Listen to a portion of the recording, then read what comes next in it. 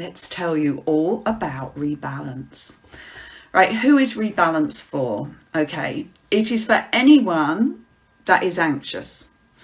Whether, thank you for your thumbs up, whether you are only recently anxious or long-term anxious, it doesn't matter. I have a bigger program, and this is the first third of it, okay? And this is the most important third. And for some people, this may be enough. Whether you are in pain, whether you are feeling unwell, whether you are anxious or just feeling stressed and overwhelmed, if you do not know this stuff, you can't heal. Okay, and by the end of today, you will understand completely what I'm saying there. But at this point, I want you to just trust me on that. Okay, so if you are suffering from any of those things, or if you just want to feel happier, this is emotional fitness. This is what they should teach in schools. This is what everybody needs to know, is how to look after their emotional self. Okay, so chronic illness and chronic pain, this works because we are going to switch off the overreactive systems. And again, that will make more sense as it goes on. But it's not a quick fix. We learn by repetition. So I want you for the next 6 weeks to live and breathe this stuff, because then it will become natural. Then you won't have to make so much of an effort. But what will happen is that it will become natural. This self-awareness that you're going to develop, this knowledge that you'll be putting into practice, because it's all about the doing. You've got to practice it. You've got to do it. It's not just about the learning. The learning is essential. It's actually been proven that for 60% of people, just knowing and understanding what's going on can already drastically improve the state of their health. So any of them, this is for you. Okay, this is immersing yourself in good feelings. Okay, that is what we're doing. What are we going to do today? Today, we're going to learn to feel how you want to feel. Okay, now I've got lots of sayings, and I haven't put them in the course yet, but I will put my sayings up because you might want to print them out. You can't not do something by trying not to do it. Shall I say that again? You can't not do it by trying not to do it, because think of a pink elephant. Okay, I'm going to go more into this in a minute. As soon as you try not to think of a pink elephant, there's a pink elephant in your brain. Okay, that means that creates resistance. So what do you do instead? You have to have the positive alternative. That is what we're doing. We are doing the positive alternative to what you're currently doing. Okay, you can't stop feeling anxious by trying not to feel anxious. I guarantee you that. It's the same way you can't go to sleep by trying not to be awake. Okay, right. You are going to learn to take back control. Okay, I know what it feels like. I'm going to tell you very briefly. 40 years or 50 years run into a few short sentences in a minute, but I've been there. I've done that. I've been registered disabled. I've been living not even half a life. I've been fearful. At times, going back when I was about 20, I had agoraphobia. When I was at school, I wouldn't go to school, had school phobia. I know what it feels like to live your life from a place of fear. I also know what it's like that make you chronically ill, because I've had ME, fibromyalgia, and a whole host of other stuff. I'm not doing that anymore. I still have certain conditions that I'm working on, that I have a lot more control of compared to other people, because I use these tools, I live and breathe them every day. Okay, so you are going to master your own bodies and your own minds, and you're going to do that by learning how to take control of your nervous systems, your sympathetic and your parasympathetic nervous system, and how to tone your vagal nerve. There you are, your vagus nerve. So we will talk more about that in a minute. You are going to create an internal healing environment. And again, I'm going to talk more about that in a minute, about the fact that even whether you're susceptible to, this is the only time I'm going to mention this, right? I'm not going to say it again, coronavirus, right? You're more likely, if you're using your defense mechanism to stress about getting it, then when you get it, you're more likely going to get sicker. Okay, so we're going to protect you in that way. We're going to make sure that your defense mechanism is being used for what it's meant to be used for. Okay, and it's not gone hyperactive over thoughts, because thoughts are only dangerous if you believe them. They are not fact. Okay, it's your imagination, your stories. Okay, so we're going to create this internal healing environment, and I'm going to go a bit more into the science of why that matters. You're going to learn about the rebalance model. It's a really, really simple model, and I will put a diagram of it into the course, and you can print that out if you've got a printer, or you can keep referring back to it, and it will help you to, if you've got that idea in mind, you'll know, because it's a seesaw model. If you could start going off kilter, you'll know. And so you bring it back to balance. And by the end of 6 weeks, you will have all the tools you need to come back into balance. Okay. So we're going to break these cycles. We're going to get out of the habit of being anxious or being in pain. And again, that might sound strange, the habit of it, but I will explain that. And you will have this wonderful toolbox of skills. And we're going to have a really nice time, because today I'm doing a lot of talking, but we are going to do some doing. And future weeks, yeah, there's information, but there's lots and lots of doing. Okay, hypnosis, meditation, relaxation, breath work, mindful movement, if I can figure out the camera on how to step back from it. It may not be the best video ever, but that's not the point. It's the exercise. It's going to be so much lovely stuff, positive statements, positive journals. We're going to immerse ourselves in this wonderful, wonderful feeling. And we are, very importantly, going to open up to that. And I have a wonderful opening up to calmness, to health, to happiness, to free ourselves from that resistance. So that's going to be one of today's exercises. So today we'll set our new pathway. We'll establish what you want and how you're going to get it. Okay? Because if you don't know what it looks like, it might jump right out at you and you won't even see it. So we are going forward, and we are going forward thinking positively, because if we go forward and we keep looking back at how we are feeling, i.e. trying not to do something, we'll go flat on our faces. Okay, we are moving forward confidently, positively. We're going to create an anchor to take you there. You're going to learn how to mindfully use it again and again and again. We're going to combine that with journaling, so we'll get that journal started from today. We're going to embed that even deeper with a meditation / hypnosis. When does one change to the other? This one, it's maybe a slight hypnosis. We're going to remove that resistance, because I know it's there, because you're in your defense mechanism. Of course it's there. Your defense mechanism thinks it's doing what it needs to do. And yeah, we're going to live it. We're going to live it, and we'll breathe it, and we're going to bring it right into our bodies, because we're going to get out of our heads, because that's where the problem starts, and into our bodies. Okay, welcome, Sue. I'm glad you found us. Don't worry, you can catch up on the beginning bit later in the week. Or later today. I'll still be here at the end of this. You can watch it again and again. Right, in future weeks, breath, relaxation, mindfulness, so say mindful movement, confidence. Confidence is important. Seeing it how we want it to be, all the while on that positive pathway. Okay, so I'm following my prompts down here. Otherwise I'll go off on a tangent. Right, what we are not doing, and this is just as important, okay? Keep focusing. It's a positive path. We are not going to delve into your past. I'm not in denial, and I will explain this a bit as we go through, but I'm not in denial that your past exists. And when I tell you my story, you'll know that I do understand that your past exists. But when I start working with a client one-to-one, it is essential that, yes, I know their past because we're being much more specific, but that they know how they want to feel. Otherwise, when you look back at your past, if you keep referencing your past and you still feel rubbish, then you will only see it from that perspective. I want you to be able to see it from a new perspective if you need to review your past, okay?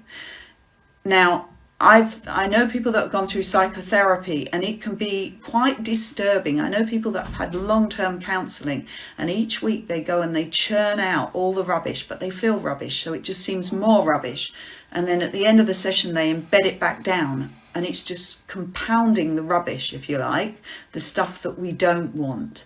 We know it's happened, and if you've got long-term problems, you need to heal that. But I don't do it in a group, because I'm very aware that you would have triggers, that there would be risks, that you could go into some kind of crisis, and I wouldn't be there to help you. So if you want to do this one-to-one, we can talk about that after the course. But this is the first stage for everyone, because for some people this will be enough. You won't need any more. But for others, even if you know that there's more stuff, you can, when you're feeling better, you can already start to look back at that from this new perspective. Okay, hopefully that makes sense.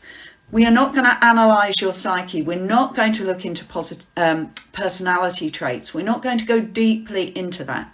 That's part of the next bit. That's being in our heads. That's analyzing everything. We're not going to analyze everything that we do, because we don't want resistance.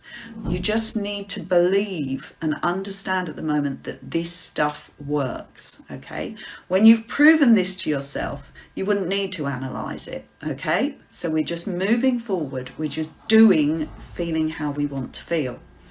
I am not promising a cure. If you have a serious long-term condition, this is not a cure. This might give you the tools to, in fact, this will give you the tools to manage it. I have some genetic conditions, some long-term conditions. There's certain things about me that will never really, they'll never be cured.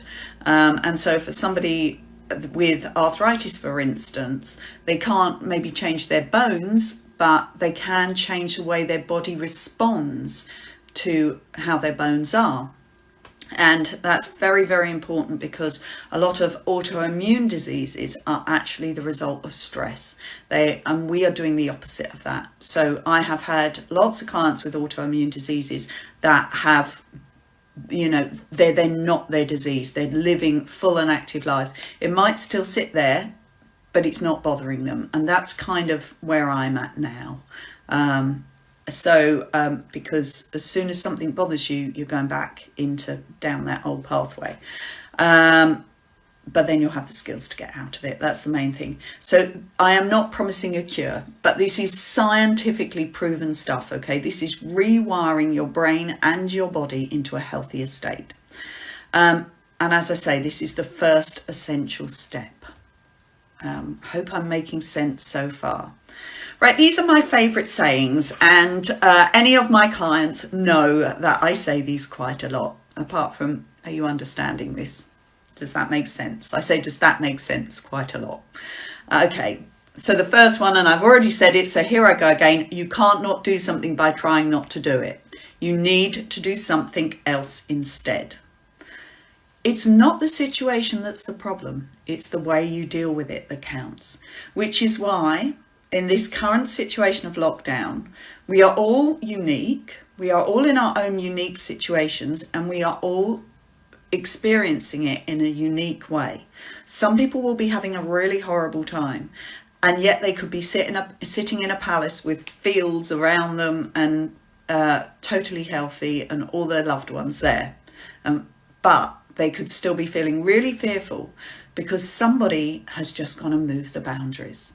And we will be looking at comfort zones and boundaries in another section. But just to say that if your happy space used to be your house, and now the telly has come in with all this negative stuff, then or you're being forced or being told that it's fearful to step out of your house, then it is completely understandable why the fear is there. Okay, but how we change it is we feel comfortable with that. Okay, we learn to not trigger the defense mechanism unnecessary by our very vivid imaginations and by the thoughts and all of that. Okay, fantasy. We use our imagination for our benefit. Right, here's another saying: a happy brain makes less pain. So I deal a lot with people with chronic pain, and pain is made in the brain, okay? We think, oh, my arm hurts, my back hurts, my legs hurt. No, there is nothing wrong with your arm, your back, your legs. Even if there is, if it goes beyond a certain amount of time, the chances are it is how sensitive your brain has become. Now, when you are stressed, your brain is far more overreactive. So you will make more pain. It's been proven. You've only got to think a happy thought and you will make less pain. We'll look more into that later, but for now, just remember the saying, a happy brain makes less pain, and that is emotional pain as well. Okay, here is another thing that might be really important to know if you are living with people that are really starting to get on your nerves, because you haven't lived this closely with them or been with them 24/7 before. You can't change others, and this is about the past as well. You can't change others, but you can change the way you feel about them, okay? About them, about yourself. When you change, others change in response. So I'm sure you've noticed if you're in a bad mood, then the other person's in a bad mood. When you're in a happy mood, they're more likely to be in a happy mood, okay? So we'll talk more about that in a later section. But yes, when you are feeling good, if the others around you are pulling you down negative, you feel it's negatively pulling you down, don't worry, we've got techniques to protect yourself, okay? A shield of protection. You live in your bubble, that's fine, sod them. And one of my very favorites, if in doubt, breathe out. Straight away into your body's natural calm space. We'll be doing more of that, loads more of that next week. Right, okay. As I say, lots to get through this week, a lot more talking than in other weeks, but I want to just give you an insight into my story, because I want you to know that I understand. I want you to know that I've been there, and I also want you to know that I totally changed my life, okay? I was born anxious. How can someone be born anxious? Well, with hindsight, I can look back at this, and certain things happened to me, and they're called adverse childhood experiences, ACEs. It was nobody's fault. And going back then, they didn't understand either, back to those 54 years ago, they didn't understand the impact that some of these things can have. But I was born feeling unsafe in the world. I was a twin, and my twin died in the womb and then miscarried. So you could say, well, how could a fetus know that? They do. They've proven now that whatever's going on with the mother, because obviously my mum went through the grief and they didn't have scans in those days, so they didn't think I even existed. So I was treated like I didn't exist. And then, there I was. And then when I was born, my mum was ill. And so I was taken away from her when I was about 2 weeks old. So I went from being breastfed to no mother at all. I was given to my granny, but obviously I didn't know my granny. And what that set up in me was a separation anxiety, because when a month or so later I was given back to my mother, I fought her. And so, Mum, you're watching this, I know, but, I think that, and it was nobody's fault, but that situation set up this separation anxiety that shaped my whole childhood right into my teens. I wouldn't go to school, I wouldn't go to nurseries, I wouldn't go to parties, but it felt incongruent to my personality. My personality was, I loved people, I loved socialising, I loved parties, but I would go through this terrible angst before I got there. Once I was there and I'd settled in, I was usually okay, but not at school, because at school there were other things. By the time I was 5, I had allergies, I was covered in eczema, milk made me feel sick, okay? Milk. Anybody my age, they remember the school milk. Some of you will go, yum, yum, yum. I feel sick just even talking about it. That is a trigger. We'll talk more about triggers. So school became a terrible, terrible time. By the time I went into my, would have been junior school, and my sister left, so I was 9. My sister went on to the senior school. That was it. I stopped wanting to go to school. I would just run home. They didn't have the security then that they have now, but I was out of there. So my parents changed my school and sent me to a private school, which was very small, and things got a little bit better. And then from there I went on to a big senior school, and that was fine initially. But I suffered still from anxiety. I would feel sick before I went out as I got older. I loved going to discos, but why did I feel sick and anxious beforehand? Habit. I just had this habit. Then at 14 I got glandular fever, and it knocked me for 6. I mean, from that day, I can honestly say if I ride a bike, it's like my legs don't have any energy in them. I was sporty. I was a gymnast. I played netball for the school, rounders for the school. I was house games captain. That was where I wanted to be. But now I began to be trapped in this body. But what I didn't realise was the amount of exhaustion I was giving myself from worrying, from anxiety, from fearing stuff that never happened, or creating it because I was so fearful. Then when I was 18, I went on holiday and I got stung by a poisonous fish, and I was in Lanzarote, and I rushed to hospital, one side of me paralysed with pain, had 5 injections, don't know what they are, but couldn't drink alcohol from that day forward. That assault on my body was too much for it. I was starting work after that, but I always struggled with work. I felt so ill on so many days. And then I had to have surgery when I was 20. My body couldn't take it. I got a severe infection, stopped being able to digest food, lost about 3 stone in a couple of months. Could no longer really walk upstairs, never really left the house again for many, many years. It's a bit of a sorry tale. By that time, I was diagnosed with multiple food intolerances. I had ME, fibromyalgia. It was a sorry state. And right up until my early 40s, I struggled like this. I rode waves. I would get worse, I would get better, I would get worse, I would get better. When I got stressed, when I got tired. But my personality is the sort of personality that I fought it. Fighting is not good, but I thought I was doing the right thing. I used distraction. I hated it. I was cross with my body. I was cross with the world. It was like, this is not fair. I have a life I want to live. I can't live it. This is just awful, and I have no control. And I tried everything, and I went to doctors, and nobody has the answers because there aren't cures as such. I had prolapsed discs. I was on crutches for 6 years. I was registered disabled. I had vertigo. I mean, at my worst point, to get to the toilet and back, I had to scrape my head against the floor. I would crawl along the floor with my head on the floor, and then I had to be held on the toilet because I was so giddy. And this was it was hell. It wasn't even a half-life, as I say. And then I knew that things had to change. And I began to study psychology and counselling and more into that. If I couldn't use my legs, I'd use my head. And then when my eldest was 14 and could look after, he's 26 now, this is how long ago it was, and he could look after my younger one who was 10, I went to a neuro-linguistic programming class, NLP, and everything changed. It was just, how could it change? 1 month and the crutches were gone. And I'm not exaggerating. I mean, I'm not saying that over the next couple of years there weren't the odd occasion when I had to go back on them.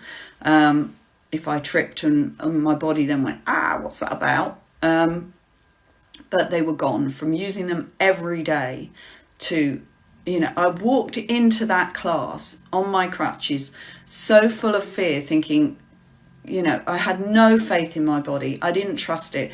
1 second I could be on my feet. The next minute I could be on my back and unable to move for a week. So I was scared. And they said, what do you want to get out of this class? And I went, I just want to be well enough to be here for 2 hours once a week. That's all I ask. And it was like a light bulb moment. And it was like, hang on a minute. It's me that's made me sick. It's what I'm doing each and every day. I am feeding this. I have programmed my brain. I have got myself so deeply in the habit of illness that I can't even see my way out of it. The behaviors I'm doing, the distraction, I'm burning myself out. No, I have to heal. And I will tell you in a bit more about the work of Bruce Lipton, about the environment that we create. But I was creating this stressful, toxic, awful environment that my body couldn't function in. No wonder I wasn't getting better. So from that point forward, things began to change. 18 months, 2 years later, I'd done my life coaching, counselling, hypnotherapy, continued with the NLP. And since that time, I've continued to learn because I love learning. I mean, the brain is amazing. If I could have my time again, I'd go and do a degree in neuroscience. But I'm 54 now. And as much as I sometimes think, oh, I'll go do a degree, then I think, no, I won't. That'd be far too much work. Let's just carry on with this. Okay, so I hope you're still with me on my story. Okay, it's a long story, but little to say that from that point, I started seeing clients and I would see them at home, and I lived now a safe life. And it has taken me over the years to break out of that safety. The more things I learn, the more power I get, the more confidence I get. So even now on a bad day, if I'm not feeling that well, I will go and do stuff. And actually, usually I feel better. I know what I have to do to look after myself. I also know sometimes I don't do what I know I should do. And then I just pull myself back and say, or your shoulders are hurting, or you spent too long sitting down, or, go and get some exercise. So I have learned to become emotionally fit. And that is what a lot of this is about. Okay. So that's my story. You've got your own stories. You are unique, okay? So I am now, from this point, going to zoom ahead from my, 10, 12 years that I've been doing this stuff. I'm condensing it. I have found the most powerful, the most effective techniques that I have used time and time again with hundreds of clients, okay? This stuff works. So just come on this journey with me. One other quick thing I'll say about resistance is I did something called the lightning process, which is something they say, we can cure ME in a weekend or whatever. It costs hundreds of pounds, and you're not allowed to talk about your past. And I understand that now, because it was, again, a bit like this. But as somebody said to me the other day, can I learn this stuff in a day? No. You can't just learn it. These are not just facts. You have to do it. You have to be it. You have to live it. You have to practice it. We learn through repetition. If you go and learn it in a weekend and then you go back to doing what you were doing, you might feel a little bit better because of what you learned that weekend, but you'll soon go back into your old parts because that's the way our brain works, okay? So, that's why I'm only releasing 1 week at a time, okay? You have to live and you have to breathe this. And the lightning process didn't work for me. And she said, you didn't believe it. And I went, well, you're right. Because all it was a stop command. Now, I use a stop command with my clients, but you can't just say stop. Yes, it was saying, well, how do I want to be? But you have to know how you want to feel to believe you can be that way. And that's what we're going to do for 6 weeks. We're going to teach you to feel how you want to feel. As I say, you can't just learn it. You can't try and use your logical brain, your thinking brain to do this, because when you go into your brain, you're going into your fight and flight, you're going into your defense mechanism. I'm about to tell you more about that. You have to come into your bodies and you have to live and breathe this stuff, okay? So, very quickly, you can't not do something by trying not to do it. I've already mentioned that. This is why we are doing the exercises that we're doing today. This is our focus of today. We are going to create that something. We're going to give you tools to keep going down that line, okay? Getting out of those habits, forming new behaviours, new beliefs. And beliefs are very powerful. And when you believe you can't do something, you can't. So whether you think you can or you think you can't, you're right. That was a Henry Ford saying. Should have put that on my favourite sayings. Maybe I will yet. So basically, because as soon as there's doubt, and so in this lightning process, there was doubt. It was like, well, what the hell was the past 30 years about if I could just change it by saying stop? That was the point of this story. The resistance to change. No, my logical scientific brain says saying stop will not change everything, and it won't. So, you have to do a lot more than that. So we're not even going to say stop, I don't think. Okay, so what I want you to know now, let's start doing this. I want you to know that you are magnificent. Might not feel it at the moment, but you have a magnificent mind. You have a magnificent body. They work completely together, okay? Everything that goes on in your head will affect your body. Everything that goes on in your body will affect your mind, okay? You cannot separate them. It is impossible. You smile and you've changed your physiology. You've got different chemicals. You close up. Do that now. Go, oh, God. And you feel, it feels worse. Go, yay. You feel better. Notice the body language. We know. We can't go, yay. Doesn't work, does it? Try it. Yay. Just doesn't have the effect. Go, it doesn't work. The body and the mind know what they have to do, okay? You change your body language, you'll change the way your mind is perceiving the space you're in. So if you sit hunched up on your computer all day, go, this is horrible, whereas if you sit more relaxed and open at your computer all day, your brain will go, oh, I'm alert, this is good, I'm enjoying it. Okay, so we're going to be doing a lot more of that sort of stuff because the mind and body link are, inseparable. We're going to learn about your sympathetic nervous system and your parasympathetic nervous system, okay? Don't want to blind you with too much science, but this is how we program ourselves, okay? We are living in our defense mechanism. We are survivors. This is why we are magnificent, that we have this wonderful system or lots of systems within our bodies that will protect us. So if we catch a cold, I said cold, okay, I didn't say anything worse than that. If we catch a cold, our immune system gets going. If you get hay fever, your immune system's become a bit overreactive and it thinks that pollen is attacking it. So then you get an allergic reaction to pollen and your nose starts running because it's washing it out. Isn't it clever?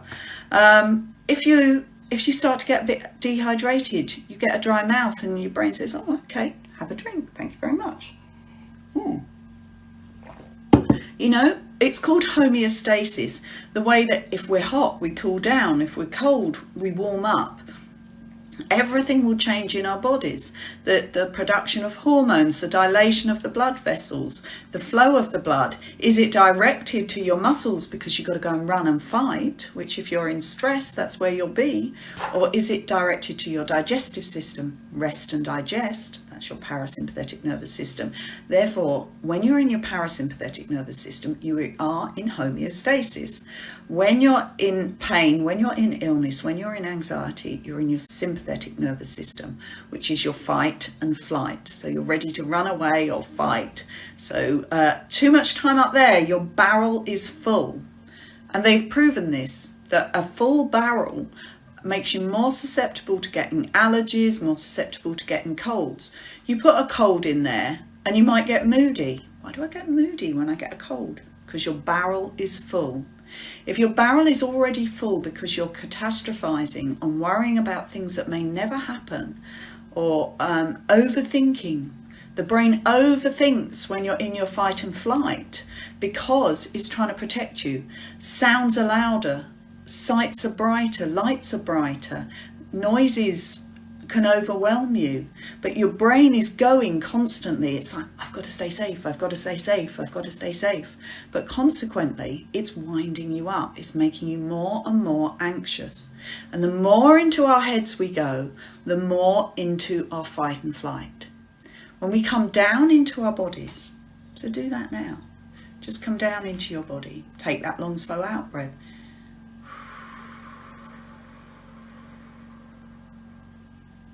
Say to yourself, I'm safe. It's different, isn't it? It's peaceful. It's quieter. Now, if you're not feeling safe, you might notice your heart is racing. That's all right. It's protecting you. We can reframe this. We can say, whoa, look, I'm really good at surviving today. Oh, I could run a marathon today. But if we go, oh my God, look, my heart is racing. What if, what if, what if? What does this mean? Then we've gone into the realm of fantasy, but we're cranking up that defense mechanism. And if we do this too much, it exhausts itself. And that's why I got sick, because I was born in a place of fear. And I've had to learn. It took me a long time to learn because I didn't know how to do it. But now I know how to do it. You know, it's not a problem. Okay, so this mind-body link is important. So how do we communicate? Because most of this goes on in our unconscious mind, which is why we use hypnosis. The unconscious mind, 60,000 to 90,000 thoughts. You're not consciously thinking, oh, I'm going to change the flow of my blood now and send it to my gut because I'm going to eat my dinner. Or, oh, let's just produce a bit more glycogen because my blood sugar's getting a bit low. You know, you don't have to think these things. They're all done automatically for you. It's amazing. You're magnificent. You know that. But when we want to communicate with our unconscious mind, and this is where counselling or even CBT falls down, is that we have to communicate in the right language. Your breath, your body, and your imagination, positive imaginations, seeing it how you want it to be. Okay, mindfulness, being in the present moment, noticing what actually is, not jumping back to the past, not catastrophizing the future. We have to be in the here and now, in our bodies, in our breaths, okay? In a place of peace, in a place of calm. Sorry, if you just lost me there, it was because somebody just tried to ring me. That was my son. So we need to be in this place of solid foundation, and that's what we're building. We're going to build this balance, this solid foundation, and we're going to know how to stay there. And we're going to know that during the day we're going to do a bit of this, but we're going to keep bringing it back. So briefly, the sympathetic nervous system is your fight and flight. If you are in pain, if you are anxious, if you have anything chronic, you have spent too long up there. If you have a history like I have, or any kind of history, it could be that you had an accident once, so then it was a big learning curve in one go that left you up there, so PTSD maybe. Or there's more complex PTSD, which is where lots of little things have happened. Maybe nothing big happened at all. Maybe there was a whole host of things, and those are called little t's. So big T's, little t's. But it's your perception of them. It's whether you've carried them forward. It's a whole perfect storm, if you like, as to what has happened that has left you or is creating what you've got now. And we're not going to look at those big T's. We're not going to look at the little t's. We're just going to bring you back into where you want to be. And then if you do want to look back at them, you'll be able to do that far easier with very little problem, very little trauma. Okay, we're going to create a healing environment. So just very briefly tell you about Bruce Lipton. He wrote a book called The Biology of Belief. I am aware of the time. I think this session might take about an hour and a half, but most sessions will take an hour. The biology of belief, i.e. every belief that you have changes your internal environment. So remember, even a thought, an action will change your internal environment. He has proven, he's a biologist, a scientist, but he's also a medical doctor and he's a spiritualist. So he's quite a unique mix, but it means he's been able to sort of communicate across parties. But he's done research on stem cells. You get a stem cell, you put it in a Petri dish, and it makes identical stem cells because the environment is the same. You take that stem cell out and you put it in a different Petri dish, in a different environment, and it grows into something else entirely. You take another stem cell out, put it in another dish, different environment, grows into something else.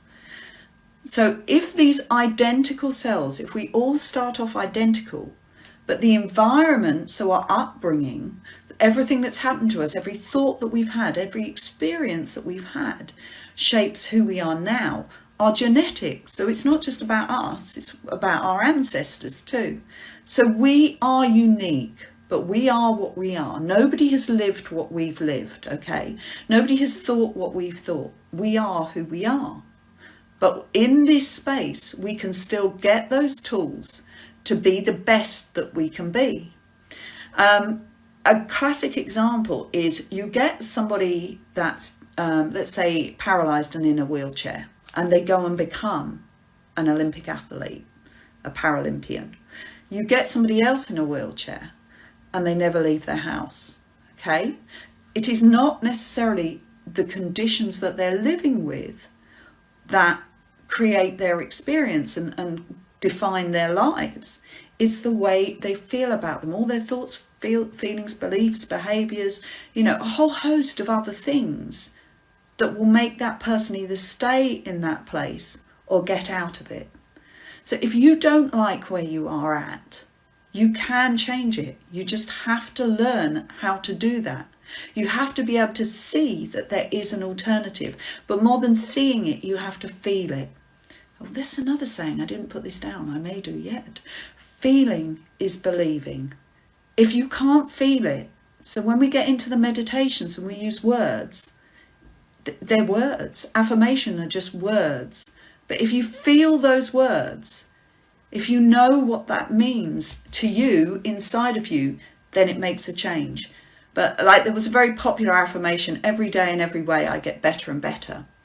One therapist gave me this once and I'd look at it each day, every day and every way I get better and better. No, I don't. Who are you kidding? I feel rubbish today. You know, all it did was set up this negative dialogue. Whereas if you every day, in every way, actually, I don't like that affirmation. It's too much of a sweeping statement. It's too general. But, you know, if you're taking control, it's like, no, I am getting better. So I'm going to chunk it down. Little steps. You can't change your whole life, not in every way, or every day even. Don't set impossible tasks. You know, no such thing as failure, only feedback. There's another one. You see, I'm full of these sayings. I'm going to bombard you with them. Some people say, after they've had treatment with me, it's like, oh, they miss my Alexa-isms. But they say, I often say, what would she say to me in this time? And it's often one of my very familiar statements. They're not mine, though. I've nicked them from someone else. Okay, so Bruce Lipton, the biology of belief. Where are you at? If you believe you can't do it, you can't do it, okay? Other things, going back even into the 19th century, Pasteur, germ theory, all illness was caused by germs. Biology of belief, 99.9% are not. They're caused by the environment that you've created within you. Bernard developed the terrain theory back in the 19th century in conflict to Pasteur. It's kind of like the Bruce Lipton theory, that it was always the terrain that matters, you know, and that's like, what is the environment? So if you want to heal, in a way, this is maybe for you at the moment a nurturing environment. Many pressures are gone. Financial pressures maybe are still there. The fact you're stuck in the house. If you say stuck in the house, but if you say, I've been given this gift of the time to be at home, to nurture my own space that I've chosen, you know, everything begins to change. So, and I've mentioned about resistance to change, haven't I? That if you resist it, if you think, this won't work, it won't work.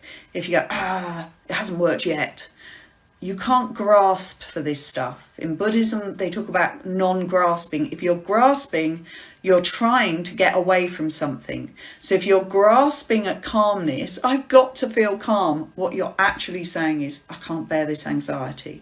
Whereas if you are open to feeling calm, if you embrace it and like, I have every possibility, the way my body is built is the same as anybody else's. I can feel calm. I'm open to it. Let it in, bring it in. Then things will change. Okay, so we're not grasping, we're going gently, we're allowing, we're accepting, we're opening. Peace without judgment. Very, very mindful. Okay, so much information. I thought I've just written a few slides. I'm just going to tell you about the rebalance, and then I think, then we're going to get on to the work for today. Okay. Never ever on any of these sessions will I tell you so much again. Okay. These are the foundations. You need to know this stuff. Give me a thumbs up if you're still with me and it's making sense, please. So I know I'm not just talking to myself. Well, I can see there's still 5 people here, so this is good. Okay, I have a picture. You're going to see it in the reverse, I believe. But this, I devised this. This is my rebalance model, okay? We want to be here. We want to be in the present. This is your parasympathetic nervous system. This is where you are in the present moment. You are balanced, you are calm, you are in homeostasis. If you go to the past, if you spend your time in the past, it goes like that. And you start being stuck in the old behaviours. If you catastrophize the future, we're going to make the future look happy. If you catastrophize the future, if you fear it, it goes like that and you're out of balance. So the whole point of the whole model is this. It is so simple, okay? When you're in the past, you ruminate, you're triggered, you're in those negative beliefs, you're living things just because that's the way they were before. If you're in the future and it hasn't actually happened, there was some guy 500 years ago said, my life was full of catastrophe, none of which ever happened. So, that's in your head. The future has not happened. Do not imagine it to be dreadful because it may not be, okay? When you are in the present, you can be calm. You are facing what is, okay, with resilience, with capability. Emotional fitness will keep you there. Being strong emotionally, that's what all these tools that I'm going to give you will do. And emotional fitness is like physical fitness. You can't just eat your greens on one day a year. Stuff yourself full of them and think, that will keep me healthy for the rest of the year. It's something you need to do every day. And emotional fitness is something you need to do every day. Not saying, I have to do these exercises, but it will become just the norm to breathe correctly. Joseph Pilates said how sad it was that millions of people, it's the first thing we do when we come into life. It's the last thing we do in our life. And yet millions of people across the world never learn to do it properly. And that's breathing. So that's next week's exercise. It's all going to be about the breath because it's so vital to life itself. And when you're stressed, it's tense. And when you can learn to breathe properly, you're giving yourself life force, energy. Okay, this is the model. This is what we're adhering to. I told you it was simple, didn't I? When you are in the past, you're in your sympathetic nervous system. When you're in your catastrophizing future, you're in your sympathetic nervous system. When you are here, you have created a healing environment. Okay, let's do it. Okay.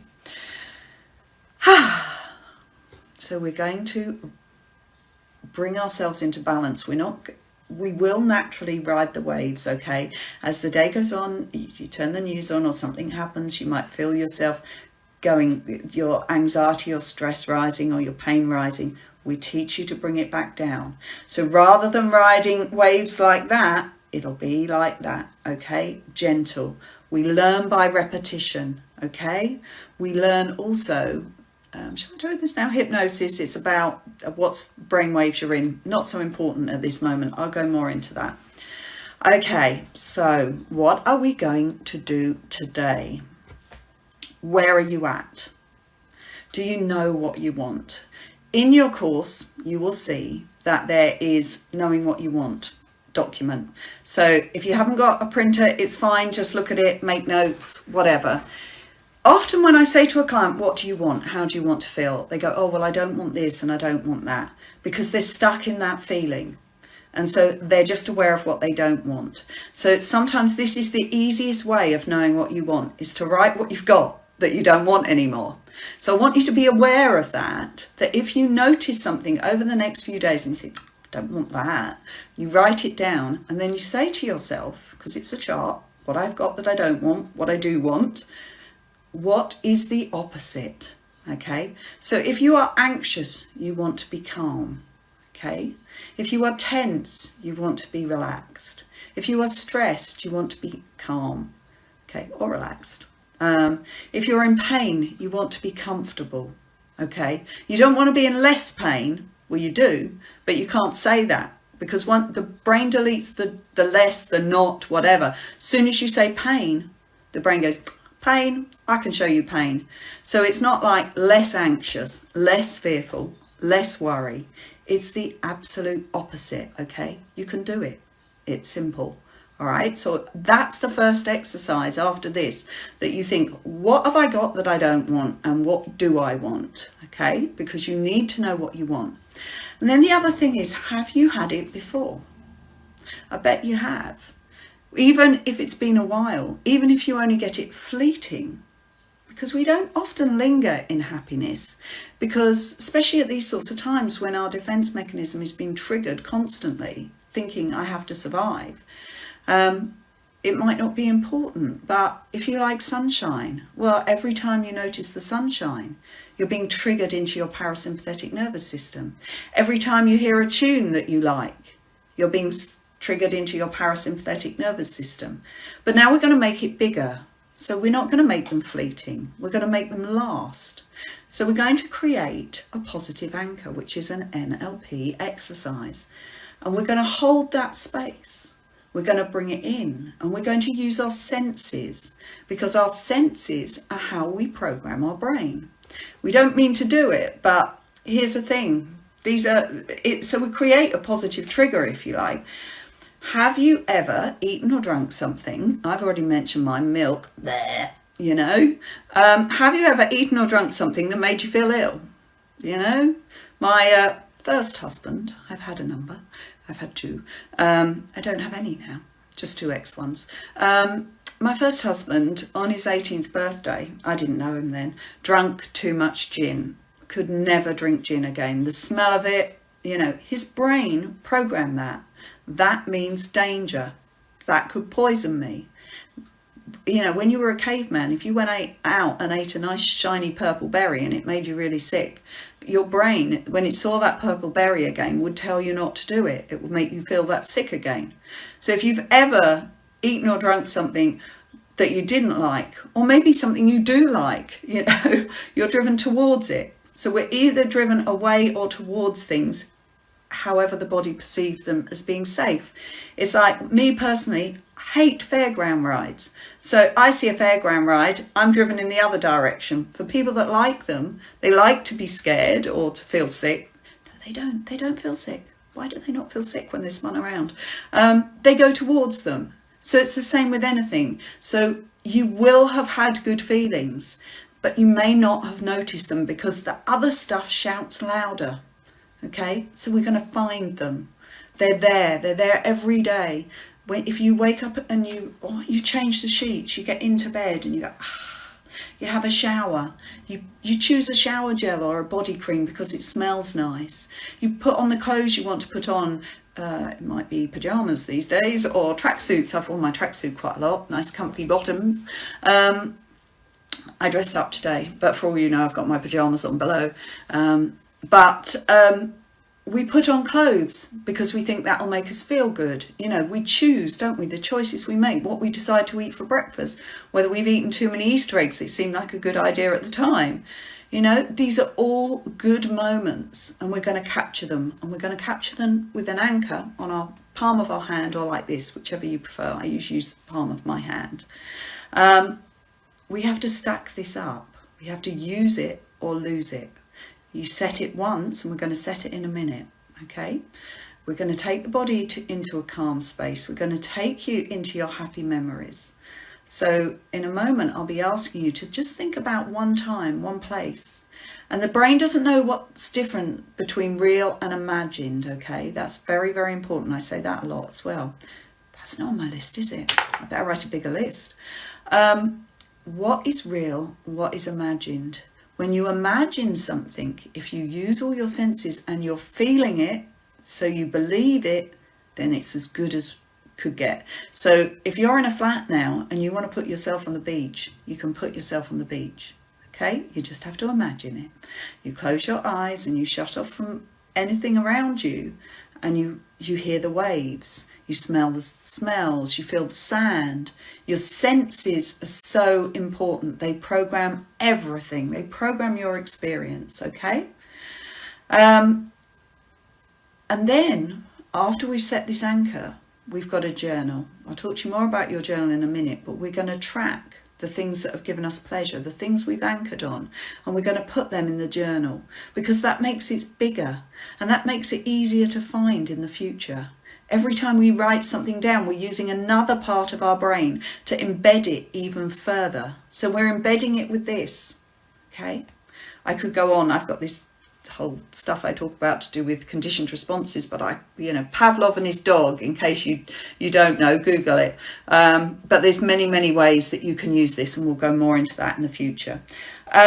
Mindful awareness. These are mindful exercises, because to notice what you're liking in the present as you go about your everyday stuff, you have to be mindful. Okay, it's not that you're going into a meditation. You're not. You're noticing what is. So remember the diagram. You're coming into the present. Okay, with all of this, you're coming into your body now. Yes, you're coming into your imagination, but it's positive, so that's all right, because you're feeling it now.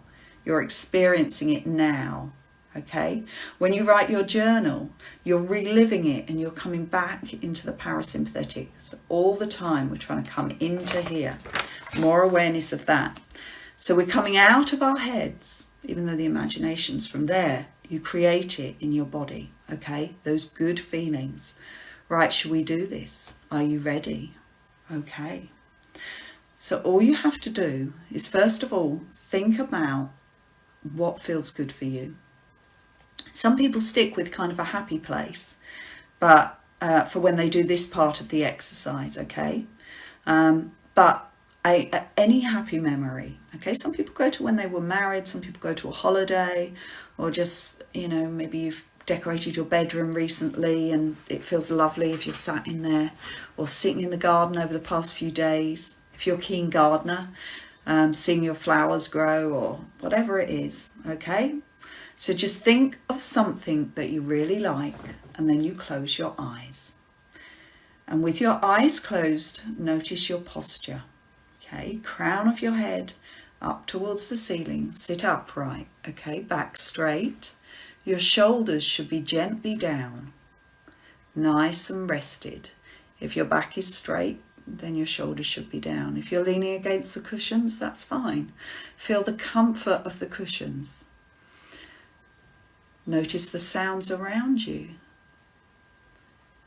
Probably peaceful, probably quiet. Very little sound now. Just notice gently the sensations in your body, and know that this is your body and that you are the boss. You're in control. Allow your breath to go down to your belly. No effort required. If you feel a little tense, take that long, slow out breath.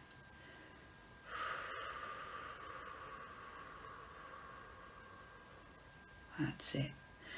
Switching off from everything I've been saying and just coming into your body. Notice your feet.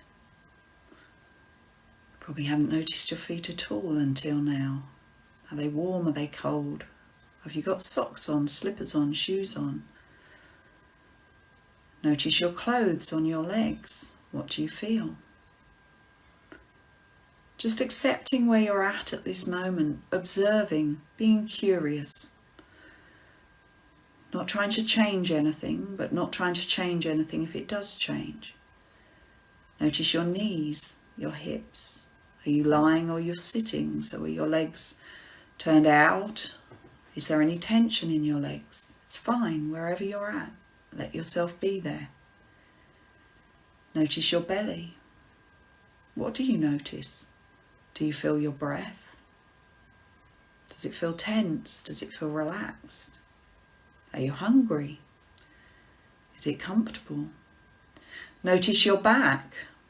If you're sitting upright, are you touching the chair? Notice the muscles, the shoulders.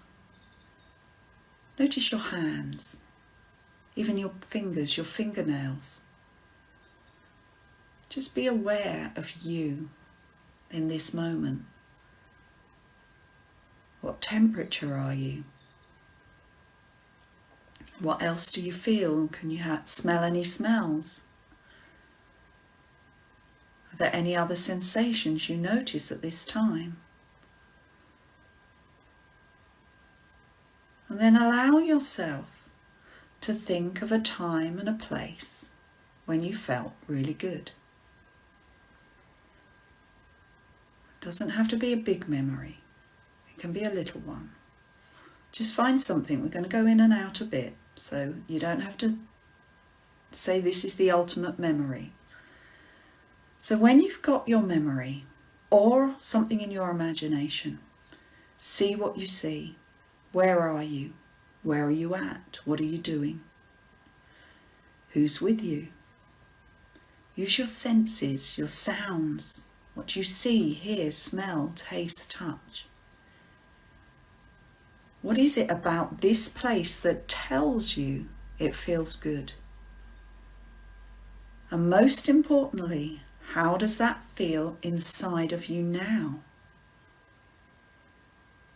Good feelings are often warm, light, open, freeing. Is it still? Is it moving? Where is it? Is it all over, in your head, in your heart, in your belly, in your chest? Just notice this feeling and notice what you like about it. And then pressing on your anchor, say to yourself, this feels good. So you are recognizing what feels good. This is what you want. So this feels good. I'm doing this. So you don't just want this, you're doing it. You're feeling it now. And if you're feeling it, you're doing it. You're setting your positive path. This feels good. I'm doing this. And because you're feeling it, your brain is going to accept this. It understands. Okay, it is linking the pressing of the palm or your fingertips to a release of chemicals. Because you have noticed something you like, because you're feeling it in your body is producing all of those chemicals as if you were there right now. Okay, let go of your anchor and come up with a different memory. What else do you like? It may be something recent, it might be something decades ago. Doesn't matter. Take yourself there. We'll do it a couple more times. You can do this time and time again after this. So just pick one memory, focus on that memory or one imagination. See yourself there, feel how you want to feel. Using all of your senses, immerse yourself as if you were there right now. Is this the same feeling, a different feeling? What's the emotion of it? Are you happy? Are you proud? Are you confident? Are you organised even? If you've just, it can be something simple. You could have cleared out a drawer or a kitchen and feel really proud of that. Notice the emotion. Put that emotion in your body. What does it feel like? What have you got? That's it. You're there. This feels good. I'm doing this. Press on your anchor. Press firmly.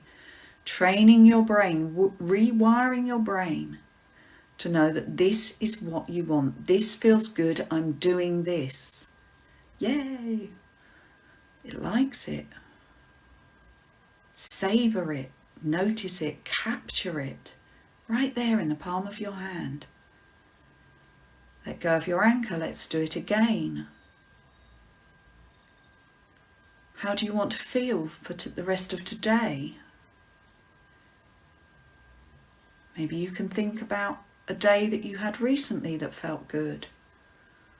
Even for just a moment, as I say, sat in the garden, waking up to sunshine, going to sleep at the end of the day, something good on TV, a good film or something, listening to music, reading a book. Endless possibilities. Your imagination is limitless. Your memory is limitless. Give it some good stuff. Capture it. This feels good. I'm doing this when you're there. Keep doing it. Take a long, slow out breath, pressing harder. Right in the parasympathetic nervous system. This is where your body wants to be. Your body feels safe. Your mind feels safe. Rebalance right there in the present moment in your body now. This is good. This feels good. I'm doing this. Okay. Let go of your anchor. Be aware again of what's around you. Put a smile on your face. That's very important. And open your eyes. Okay. How was that? Feel free to give me a thumbs up or something for that. How did you find that? If you found it difficult to find those memories or they were flitting about, then thank you for these messages, thank you, lots of thumbs up. Then don't worry, the exercise on the course site where you write what you don't want that you've got and what you do want, and then you can go further and you can write down some memories. So you can do that in your journal. Soothing, lovely, fantastic. So in your journal, I want you to not only notice, so entitle this maybe things that give me pleasure, something like that, my happy moments, and write down. You might draw pictures, you might put photos in. This is your journal. You can be as creative or as just organized, bullet points, whatever you want, whatever feels right for you. If you haven't got your journal yet, watch the go to the welcome section of your course. There's a printout, Keeping a Positivity Journal. It's all there. But I don't want you to put loads in it to start with. There's an order. You can put other stuff if it feels right, but this is the focus for this week. Because every day now, I want you to be noticing, okay? You're going with this open-mindedness, this mindful awareness of, that feels good. I'll just anchor that. This feels good. I'm doing this. And we learn by repetition. This feels good. So you're lingering on it. And you might think, I'll write that in my journal later, or you might have your journal open and then write it in your journal then. Carry it around with you. This special book that's going to be bursting with pleasure, bursting with positivity. Every time you have a positive thought, you're using your left frontal cortex. Every time you're using a negative thought, right frontal cortex. It's like a muscle. If you only ever lifted with your right arm, then you get to something difficult, you lift it with your right arm. But if you've been using your left, you lift it with your left as well. So this creates resilience. This creates real actual change to the structure of your brain. It's been proven to thicken that area of the brain, increase the neural pathways there. Remember, this is rewiring. This is not just hearsay. This is neuroscience. This is fact. Okay, but you have to do it or it doesn't happen. Use it or lose it. I hope you've all got that bit. Don't worry. It's all in the course. There is a printout about how to keep, how to create a positive anchor. There's also a very short recording, like 3 minutes, of just setting that anchor. So you can do that again. But it's about what you notice every day. You don't have to close your eyes and capture it. But when you notice something that you like, notice what the feeling. Remember, feel it to believe it. Be in the body all the time, coming into the body. What does this mean for me? This is where I want to be. All right, okay. So you're coming out of your head, because when you're in your head, sympathetic into your body. All right, that is your first tool. Wow. I had some thumbs up, so this is good. Okay, the second exercise for today. I would say you've got opening up to health and happiness in your course. And there is, I think it's 12 minutes or so, a short recording that takes you into your happy place, okay? So, and it's got some relaxation and whatever at the beginning. So that's a much longer recording of doing this, okay? So stay with that because that, oh, my son's just driving up the drive. If somebody's watching this later, they're going to think, what's she on about? Okay, second exercise. Opening up to health and happiness. All right, hang on, I'm just going to tell him I'm recording. The partners round the back go that way. He's not meant to be here, is he? He has to stay 2 meters apart, don't worry. I think he's after some paint or something. Right, okay, see, this is live. Real life is happening at the same time. Never a dull moment. All right, opening up to health and happiness. Remember I said about closure, tightness, tension, compared to openness. When we are open, there's no resistance, is there? We don't want resistance. Resistance is fight and flight, okay? That's why you can't not do something by trying not to do it. It's all this resistance. It's okay? We're going to open up.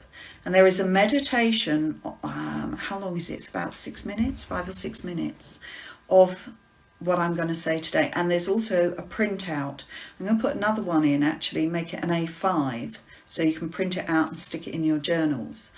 But we'll go through this now. We'll go through this meditation because you can read the words. And I recommend you keep reminding yourself of the words. But I would like you to listen to this meditation when you wake in the morning and when you go to bed at night. Because those are the times when we often habitually go into our negative. We wake in the morning and we might be fearful for the day before we even really aware of it. Especially if we're in pain or anxious, we've done a quick body scan. Okay, if we go to bed at night, we remember the last thing we did at night, okay? It embeds itself deeper into your memory. So don't turn the telly on of news after this, but you embed this, okay? You can either read it or you can listen to the meditation and then you go off to sleep. So it's the thing that will be captured the strongest, okay? Right. Opening up to health and happiness. So just close your eyes again. Make sure that you're nice and comfortable. That's it. Really enjoy the comfort of this moment. Enjoy the peace and quiet. Take a nice slow in-breath through your nose if you can. We're doing breathing next week, so if it feels tight, don't worry. And a long, slow out breath. And as you let the breath out, not only do you notice how your muscles begin to soften, the out breath and natural letting go breath, you are dropping your awareness into your body, into a place of peace, into a place of calm. Open your arms so you point your hands, the palms of your hands towards the ceiling. Okay, allow your shoulders to roll out whether you're lying down or sitting. Okay, it's like you are welcoming in from the universe into the palms of your hands, into your chest, because this opens your chest. Remember, the body language is so important, and the intention. As you say, either out loud or in your head, the words after me, I am open. Okay, so feel that openness. I am open. I am open. I am open to possibility. I am open to change. That's it. Bring it in. I am open to health. I am open to happiness. I am open to being all that I want to be. I am open to joy. Joy is very important. Feel joy. It's lightness. It's energy. This is all energy. I am open to peace. Feel the difference. Joy is up. Peace is quiet. I am open to time. Remember, non-striving. I am open to time. Time to explore. So this is your attitude. You're exploring. It's a journey. It's an adventure. I am open to learning. Time to learn. Newness. Time to heal. What does that mean to you? Healing. I experience a sense of freedom. Fantastic. Freedom. Of acceptance. Of possibility. I am open.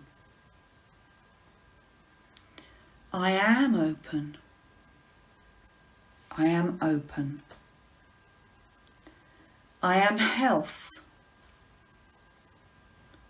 I am happiness. I am peace. I am open. I am open. I am open. Breathe into that. Feel that opening. Noticing your palms of your hands. There may be energy pulsing through them now. Believe every single word we just said. I'm going to read it again. Allow it to embed itself deep into your body, deep into your mind, deep into your unconscious mind. Feel it and believe it. I am open. I am open. I am open. I am open to possibility. I am open to change. I am open to health. I am open to happiness. I am open to being all that I want to be. I am open to joy. I am open to peace. I am open to time. Time to explore. Time to learn. Time to heal. I experience a sense of freedom, of acceptance, of possibility. I am open. I am open. I am open. I am health. I am happiness. I am peace. I am open. I am open. I am open. Again, feeling the energy in the palms of your hands. Feel every cell, even your very DNA, open to these changes. Open to being calm. Open to being healthy, to being happy. Open to the possibility of complete transformation. Open to knowing 100% that you and only you are in control of you. No one else, nothing else. This is your body, your mind, your nervous system. You are that foundation. You are that place of peace. You're in the present moment. You are strong. Things happen, life happens. Your seesaw may sway a little, but that's fine, because you can bring it back to balance. You come into your body, come into your strength as we begin your journey. Take a deep, energizing breath in. Give your fingers and toes a little wriggle. And when you're ready, open your eyes.